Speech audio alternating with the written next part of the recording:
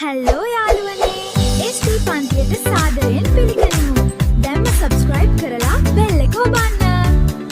ආයුබෝවන් දරුවනේ. අද අපි එකතු වෙන්නේ හරිම විනෝද ජනක වැඩකට. ඒ තමයි රහස් පරීක්ෂක ගමනක්. පහේ ශිෂ්‍යත්ව විභාගයේදී අපිට ලැබෙන පින්තූර ප්‍රශ්න හරියටම වගේම ඊටමත් ඉක්මනින් විසඳගන්නේ කොහොමද කියලා තමයි අද අපි කතා කරන්නේ. මේ ප්‍රශ්න දිහා ටිකක් බලන්නකෝ.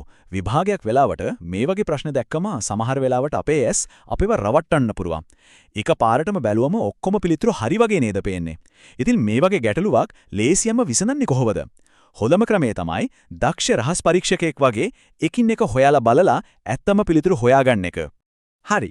අපි දැන් මේ උද්‍යානයේ පින්තූරයේ දිහා ටිකක් හොඳින් බලමු. පිළිතුරු වලට යන්න කලින් පින්තූරයේ තියෙන මොනවාද කියලා අපි හොඳට අඳුරගන්න ඕනේ. බලන්න ළමයි සෙල්ලම් කරනවා, ඔන්චිල්ලා තියෙනවා, එතකොට ලස්සන ලිස්සන බෝට්ටුවක් තියෙනවා, ඒ වගේම සත්තුත් ඉන්නව නේද? ඉතින් කලබල වෙන්නේ නැතුව මුලින්ම මේ වටපිටාව හොඳින් අපි ඔළුවට ගමු. අපි මේ රහස් පරීක්ෂක වැඩපිළිවෙල ප්‍රධාන පියවර තුනකින් සමන්විතයි. පළවෙනි එක පින්තූරය හොඳින් නිරීක්ෂණය කරන එක. දෙවෙනි එක දීලා තියෙන හැම පිළිතුරක්ම ඊටමත් සැලකිල්ලෙන් කියවන එක. තුන්වෙනි පියවර තමයි මෙතන තියෙන වැදගත්ම දේ.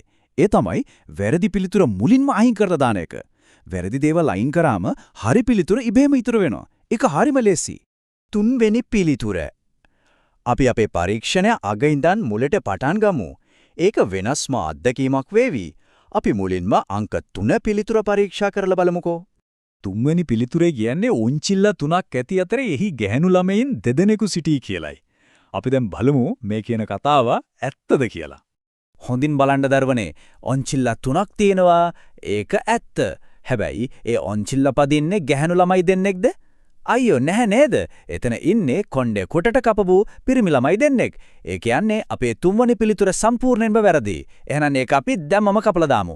දෙවනි පිළිතුර. දැන් අපි අපේ ඊළඟ සැකකරු. ඒ කියන්නේ දෙවනි පිළිතුර පරීක්ෂා කරමු.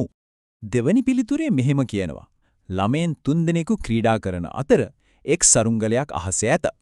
මෙතන අපි හොයලා බලන්න ඕනේ කරුණු දෙකක් තියෙනවා. අපි බලමු මේ කියන දේවල් දෙකම පින්තූරේ තියෙනවාද කියලා. හරි. අපි එකට එකතු වෙලා දැන් සෙල්ලම් කරන ළමයි ගණන් කරමු.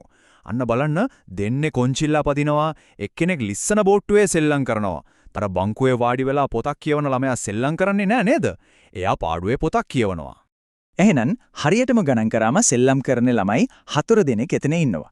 හැබැයි දෙවෙනි පිළිතුරේ අපිට කිව්වේ සෙල්ලම් කරන්නේ ළමයි 3 දෙනෙක් කියලා නේද? ඒ නිසා පැහැදිලිවම දෙවෙනි පිළිතුරත් වැරදි.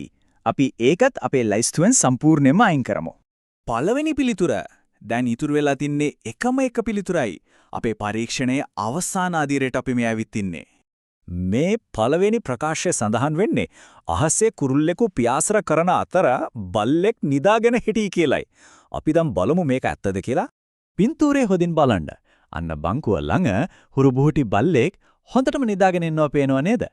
ඒ වගේම අහස දිහා බැලුවොත් කුරුල්ලෝ පියාසර කරනවා අපිට හොඳටම පේනවා. ඒ කියන්නේ මේ ප්‍රකාශයේ තියෙන කරුණු දෙකම සම්පූර්ණයෙන්ම නිවැරදි. අපේ රහස අපි ලේසියෙන්ම විසඳුවා. අවසාන නිගමනය බොහොම හොඳයි දරුවනි. තාමත් සාර්ථක පරීක්ෂණයකින් පස්සේ අපි දැන් නිවැරදි පිළිතුර හොයාගත්තා. අපි හොයාගත්ත දේවල් නැවත වරක් කෙටියෙන් මතක් කරගමු. තුන්වෙනි පිළිතුර වැරදි. මොකද ඔන්චිල්ලාවේ ඉන්නේ පිරිමි ළමයි මිසක් ගැහණු ළමයි නෙවෙයි. දෙවෙනි පිළිතුරත් වැරදි. මොකද ළමයි 4 දෙනෙක්ම සෙල්ලම් කරනවා 3 දෙනෙක් නෙවෙයි. එහෙනම් වඩාත්ම නිවැරදි ප්‍රකාශය වෙන්නේ අංක 1. ඒ කියන්නේ කුරුල්ලෙක් පියාසර කරනවා වගේම බල්ලෙක් නිදාගෙන ඉන්නවා කියන එක. මේ විදිහට එකින් එක කියවලා හරියටම ගණන් කරලා වැරදි පිළිතුරු කපලා අයින් කරන එක තමයි ශිෂ්‍යත්ව විභාගයේදී පාවිච්චි කරන්න පුරුවන් හොඳම උපාය. ඉතින් දරුවනේ මේ රහස් පරීක්ෂක ක්‍රමය පාවිච්චි කරලා ශිෂ්‍යත්ව විභාගයේදී එන මේ වගේ ඕනෑම පින්තූර ප්‍රශ්නයක් ලේසියෙන්ම විසඳන්න දෙන්න ඔයාලට පුරුවන්. විභාගයට යද්දී මේ දේවල් අනිවාර්යෙන්ම මතක තියාගන්න. හොඳ අවධානයෙන් ප්‍රශ්න කියවන්න, වැරදි පිළිතුරු කපා හරින්න, ඊට පස්සේ හරියටම හරි පිළිතුර තෝරගන්න. දිගටම මේ වගේ ගැටලු විසඳලා පුහුණු වෙමු. අපේ වීඩියෝ එක බැලුවට ස්තුතියි. අලුත් වීඩියෝ එකකින් ආයෙත් හම්බ වෙමු. හැමෝම subscribe කරන්න.